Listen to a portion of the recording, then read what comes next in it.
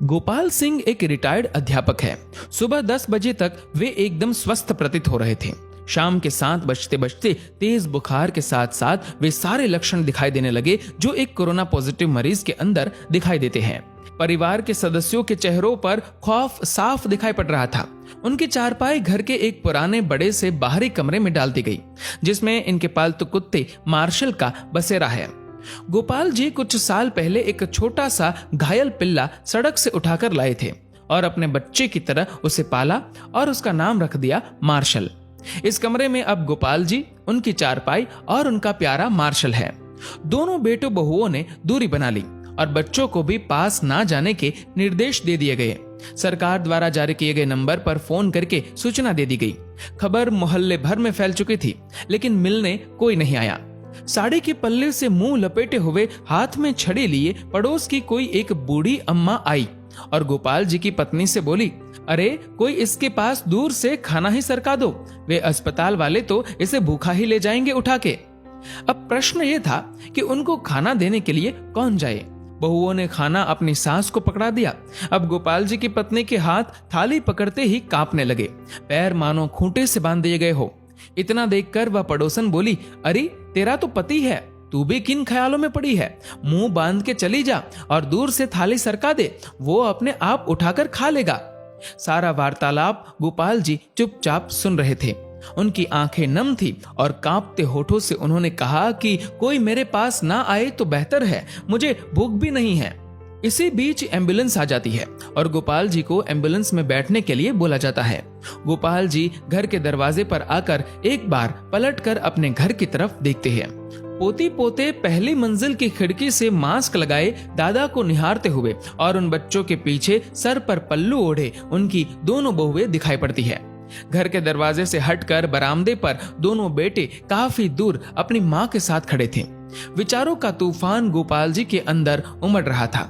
उनकी पोती ने उनकी तरफ हाथ हिलाते हुए टाटा एवं बाय बाय कहा। एक क्षण को उन्हें लगा कि जैसे जिंदगी ने अलविदा कह दिया हो। गोपाल जी की आंखें लबलबा उठी। उन्होंने झुककर अपने घर की दहलीज को चूमा और एम्बुलेंस में जाकर बैठ गए। उनकी पत्नी ने तुरंत पानी से भरी बाल्टी घर की उस दहलीज पर डाल दी जिसको गोपाल जी चूमकर एम्बुलेंस में बैठे थे। इसे तिरस्कार कहो या मजबूरी, लेकिन यह दृश्य देखकर कुत्ता भी रो पड़ा और उसी एम्बुलेंस के पीछे पीछे हो लिया जो गोपाल जी को अस्पताल लेकर जा रही थी। गोपाल जी अस्पताल में 14 दिनों के ऑब्जर्वेशन पीरियड में रहे। दोबारा टेस्ट किया गया तो उनकी रिपोर्ट सामान्य थी। उन्हें पूर्णतः स्वस्थ घोषित करके छुट्टी दे दी गई। जब वह अस्पताल से बाहर निकले तो उनको अस्पताल के गेट पर उनका कुत्ता मार्शल बैठा दिखाई दिया। दोनों एक दूसरे से लिपट गए।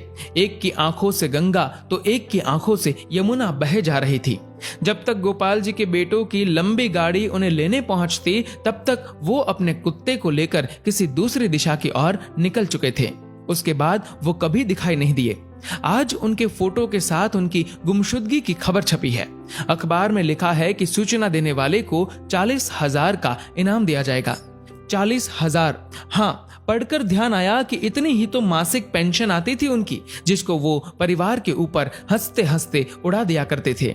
एक बार आप गोपाल जी की जगह पर स्वयं को रखकर देखो। कल्पना करो कि इस कहानी में गोपाल जी का किरदार आप हो। आपका सारा अहंकार और सब मोह माया खत्म हो जाएगी। हे कोरोना, तू पूरी दुनिया में मौत का तांडव कर रहा है, पर सचमुच में तूने जीवन का सार समझा दिया है।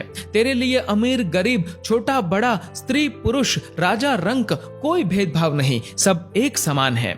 इसीलिए मैं आपसे निवेदन करता हूँ कि कुछ पुण्य कर्म कर लिया कीजिए। जीवन में कुछ नहीं है, कोई अपना नहीं है। जब तक स्वार्थ है तभी तक आपके सब है। जीवन एक सफर है, मौत उसकी मंजिल है। मोक्ष का द्वार कर्म है, यही सत्य है। दोस्तों, इस वीडियो को लेकर आपकी क्या राय है नीचे कमेंट करके जरूर बताइएगा। और अगर आपको ये वीडियो अच्छा लगा तो इस वीडियो को लाइक करिएगा, शेयर करिएगा ज्यादा से ज्यादा लोगों तक। और ऐसे ही और भी इंस्पिरेशनल वीडियोस के लिए सब्सक्राइब करें हमारे यूट्यूब चैनल को और फेसबुक पर फॉलो करें हमारे पेज को। धन्यवाद।